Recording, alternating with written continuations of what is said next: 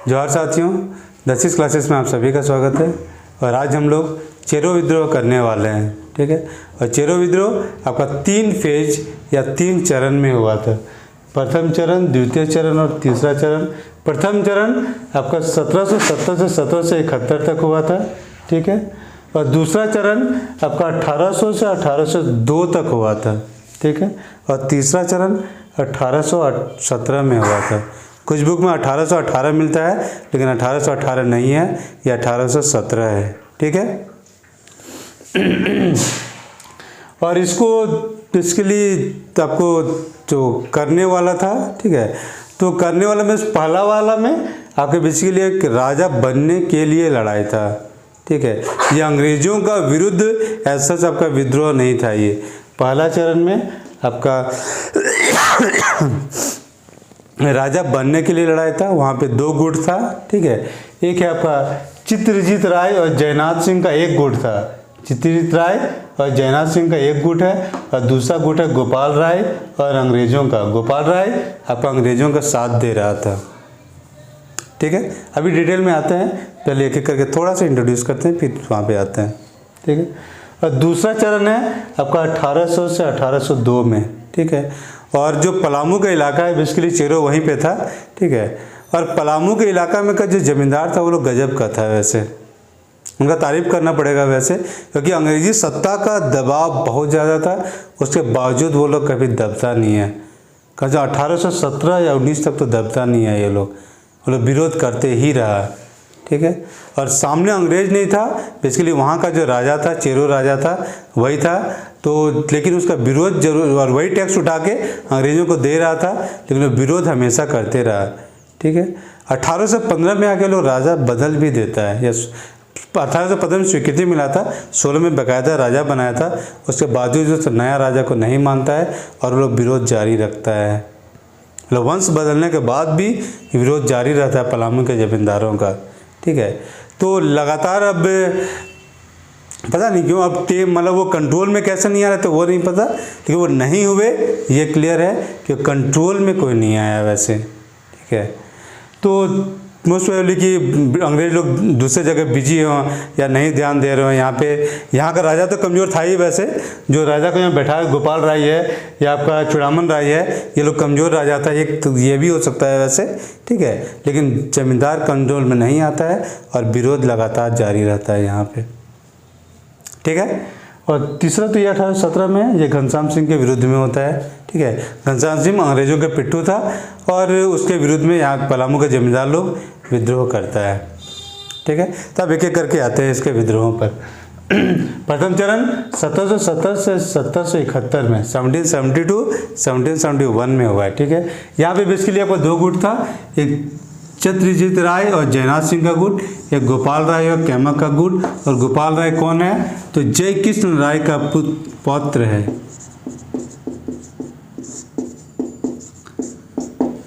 जय कृष्ण राय का पौत्र है, ठीक है। पहले थोड़ा सा पीछे चले जाते हैं इसमें, तो चित्रजीत राय, ठीक है। चित्रजीत राय का जो दादा था वो पहले वहाँ का राजा था, ठीक है। उसको हटा के आपका जय कृष्ण राय राजा बनता है। अब जय कृष्ण राय को हटा के चित्रजीत राय राजा बनता है, और चित्रजीत राय को हटा के गोपाल राय राजा बनता है। मतलब एक ही वंश का है, लेकिन सब एक दूसरे को धोखा दे दे के वो राजा बन रहा था। कोई कभी एक गुट का, कभी दूसरे गुट का, लेकिन बन रहा था एक दूसरे को धोखा के।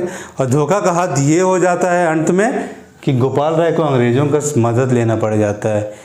अंग्रेजों का मदद से वो शासक बनता है। एक तरह से देश के साथ ही गद्दारी हो जा रहा है, और अब विदेशी सत्ता को अपने जगह पे या अपने राज्य में घुसने का मतलब क्या कहते हैं, मतलब साधन मुहैया करा देते हैं। क्योंकि अगर ये लोग मदद नहीं करता तो कैमक के लिए बहुत दिक्कत होने वाला था वहाँ पलामू में।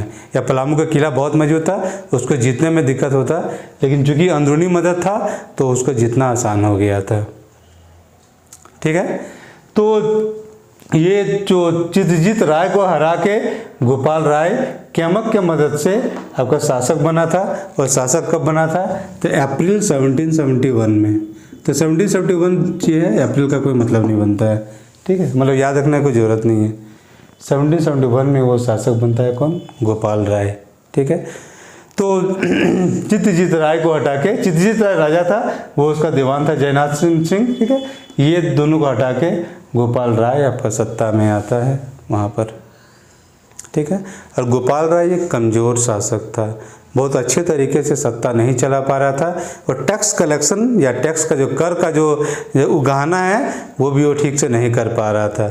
ठीक है, और नहीं कर पा रहा था, इसी बीच में उससे एक गलती ये हो जाता है कि वो और उसका एक बड़ा भाई था, दोनों मिलके एक आदमी को, दुश्मन को मरवा देता है, जो उसको लगातार हमेशा गाली देते रहता था। अब मरवा देता है, उसके एवज में उसको आजीवन कारावास का सज़ा हो जाता है आपका गोपाल राय को, और ये सज़ा होता है 1777 में। डेट का याद जरूरत नहीं है, बस कहानी ऐसे ही बता रहे हैं। ठीक है, बाकी ये सब छोटा छोटा डेट का खास जरूरत नहीं पड़ेगा, वैसे ये 3 डेट काफ़ी है कब आंदोलन हुआ है। ठीक है, बाकी डेट का कोई मतलब नहीं है इसमें याद करने के लिए। ठीक है, तो आपका 1770 में गोपाल राय हट जाता है, तो गोपाल राय की जगह उसका चाचा को बनाया जाता है, गजराज राय को। ठीक है, और गजराज राय के बाद एक उसी मतलब गोपाल राय का एक भाई था, वो था बसंत राय, उसको बनाता है, और वो भी जब मर जाता है तो उसके बाद में आता है चूड़ामन राय, और ये करीब 3 दशक तक आपका पलामू में सत्ता संभालता है, और 1813 तक संभालता है। 1813 में उससे सत्ता को छीन कर आपका एक दूसरा वंश था, आपका देव नाम का एक जगह था, देव का एक राजा था घनश्याम सिंह।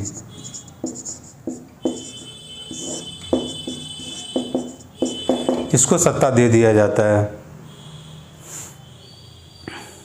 ठीक है, तो पहला वाला में हो गया था कि गोपाल राय को सत्ता बना, राजा बन गया था पलामू का। ये यही एक तरह से विद्रोह है वो, कि पुराना राजा को हटा के नया राजा आता है गोपाल राय। ठीक है, सेकंड में होता है कि दूसरा चरण में गोपाल राय आता है तो बहुत सारा टैक्स यहाँ पे बढ़ गया था।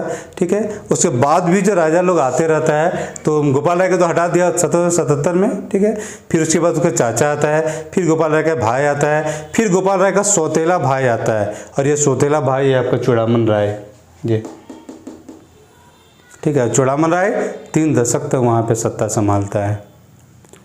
ठीक है, और चूड़ामन राय के टाइम में जो विद्रोह होता है चेरो जमींदारों के द्वारा, उसका जो नेतृत्व किया था वो था आपका भूखन सिंह। ये है, तो दूसरा चरण का नेतृत्व करता कौन है? तो भूखन सिंह है। और चूड़ामन राय के मदद साथ से ही दबाने वाला कौन था? तो वो था जोन्स। ठीक है, कैप्टन जोन्स होगा। तो जोन्स आपको दबाया था, आपको इस आंदोलन को, मतलब इस विद्रोह को। भूखन सिंह विद्रोह किया था, क्यों किया था? क्योंकि टैक्स का रेट में धीरे धीरे बढ़ रहा था और वो लोग का दिक्कत हो रहा था टैक्स देने में। ठीक है, और जब टैक्स के कारण हो रहा है तो यहाँ भूख है, भूखन। ठीक है, टैक्स ज़्यादा, अब टैक्स ज़्यादा तो आदमी के पास कम बचेगा, और कम बचेगा तो जाहिर है कि भूख लगेगा। ठीक है, तो भूखन कब विद्रोह कर रहा है? जब टैक्स बढ़ रहा है। कब? दूसरे चरण में। दूसरा चरण कब है? तो 1800 से 1802 तक था ये। ठीक है, और भूखन सिंह का मदद आपका सरगुजा का राजा भी कर रहा था। ठीक है, सरगुजा उस समय कंट्रोल में किसका था? तो मराठा लोग का कंट्रोल में था। तो एक तरह से मराठा लोग भी आपका भूखन सिंह का मदद कर रहा था। गवर्नर जनरल मराठों को पत्र भी लिखता है कि तुम इसका मदद मत करो, उसके बावजूद मराठा मदद करता है। ठीक है, एक मतलब मुंह से भले बोलता है कि नहीं हम नहीं करेंगे, लेकिन वो करता है ये वैसे। ठीक है, तो भूखन सिंह सेकंड आंदोलन को किया था, मतलब सेकंड दूसरा चरण का जो विद्रोह है वो भूखन सिंह किया था। टैक्स बढ़ने के कारण, टैक्स और भूख जुड़ा हुआ चीज़ है, तो ये याद रह जाएगा। और ये विद्रोह आपका चूड़ामन राय के अगेंस्ट में हुआ था। चूड़ामन राय उस समय वहाँ का राजा था, और किसके सह पर? तो अंग्रेजों के छत्र छाया में वो राजा था। ठीक है, इसलिए जो रामगढ़ का कलेक्टर था उसके नीचे ये काम कर रहा था वैसे। ठीक है, तो चूड़ामन राय बेसिकली जो राजा बना था वो 1784 में बनाने की कोशिश किया गया था, लेकिन जो चूँकि ये नाबालिग था तो 1793 में ये बालिग होता है और ये कंफर्म हो जाता है और यहाँ ये राजा बन जाता है।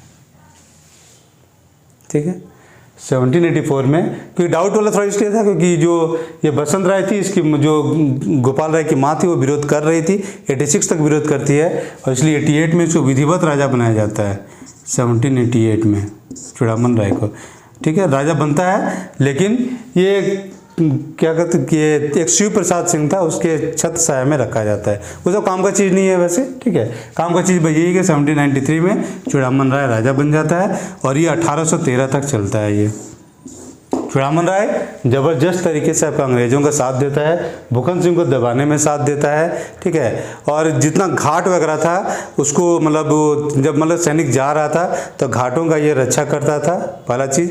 दूसरा, पुलिस व्यवस्था को स्थापित करने में खर्चा देता था। तीसरा कि जब सेना आता था तो सेना को रसद पानी वगैरह भी मुहैया कराता था। और चूँकि ये अकाल वाला काल था, जैसे अकाल 1717, 1777, 1800 में पड़ा था, ठीक है, तो ये समय अकाल वाला काल था, तो टैक्स उठाने में ये लोग को दिक्कत होता था, उसके बावजूद मदद कर रहा था, ठीक है। और इस चक्कर में हुआ था कि चूड़ामन राय ठीक से टैक्स नहीं उठा पा रहा था और इसका भी बकाया, ठीक है, इसका भी बकाया अंग्रेज़ों के पास बढ़ता चला गया। और जब बढ़ते चला गया तो चूड़ामन राय को आपका 1813 में आपका राजा के पद से हटा दिया जाता है, ठीक है। और कुछ दिन के लिए फिर सरकार रखता है, फिर बाद में 1815 आके आपको घनश्याम सिंह को वहाँ का राजा बनाने का प्रस्ताव की दिया जाता है, ठीक है। स्वीकार कर लेता है बेसिकली 15 में। जो विधिवत राजा बनता है वो 1816 में आपका घनश्याम सिंह राजा बनता है। और घनश्याम सिंह कौन था? तो देव का राजा था। देव कोई जगह है, मैंने गूगल किया, गूगल में नहीं मिला ऐसे, तो बाकी उसके बाद तो बताना मुश्किल है वैसे, ठीक है। तो देव मतलब यही झारखंड के आसपास का कोई कहीं का राजा होगा वैसे। ऐसे जो घनश्याम सिंह था, इसका जो पिता था वो भी आपका अंग्रेज़ों का मदद करता था और साथ देता था और यहाँ का आंदोलनों को दबाने में वो मदद भी कर देता था वैसे, ठीक है। तो उसी के फल के या इनाम के रूप में कहिए तो वो घनश्याम सिंह को आपका पलामू का राजा बनाया गया था। कब? तो 1815 में घोषित हुआ था, मतलब चुन लिया गया था, डिसाइड हो गया था, लेकिन 1816 में प्रॉपरली राजा बनता है। और जब चेरो वंश का इसीलिए लोग था, चित्तजीत राय वगैरह, तो चेरो वंश करीब 200 साल से करीब पलामू में शासन कर रहा था, करीब मुगल काल से शासन कर रहा था। उस वंश, उतने पुराने वंश को जब हटा देता है तो जितने चेरो सरदार थे या जमींदार लोग थे सभी लोग विद्रोह कर देते हैं। और ये विद्रोह होता है आपका 1817 में। 1817 में सभी चेरो सरदारों जितने जमींदार थे सभी लोग विद्रोह करते हैं और 1813 में ही उस सभी विद्रोह को दबा दिया जाता है। और दबाने वाला कौन था? तो रफसेज नामक एक जनरल था आपका अंग्रेज का, तो वो दबाता है आपका इस आंदोलन को, तीसरे चरण वाले आंदोलन को।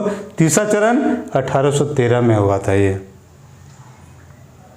ठीक है। 1813 नहीं, सॉरी 1813 नहीं, 1817 में हुआ था ये, ठीक है। 1817 में तीसरा चरण होता है घनश्याम सिंह के विरुद्ध और रफसेज उसको दबाता है, लेकिन 1817 में हटा नहीं है आपका घनश्याम सिंह। हटता कब है? तो 1819 में घनश्याम सिंह को हटा दिया जाता है और अब से पलामू को आपका पलामू सरकारी नियंत्रण में चला जाता है, ठीक है। तो इस तरह से पलामू का जो चेरो विद्रोह था ये 3 चरण में हुआ था। पहला चरण में वो आपस का लड़ाई था जिसमें अंग्रेज पार्टिसिपेट करता है राजा बनने के लिए। दूसरा चरण में टैक्स चूँकि ज़्यादा बढ़ा दिया था तो वहाँ पे विद्रोह होता है। और तीसरा चरण में चूँकि दूसरे वंश के राजा को यहाँ का राजा बना दिया गया था या जमींदार बना दिया गया था, ठीक है। कहाँ का राजा था? देव का राजा। नाम क्या था? घनश्याम सिंह। हटाया किसको था?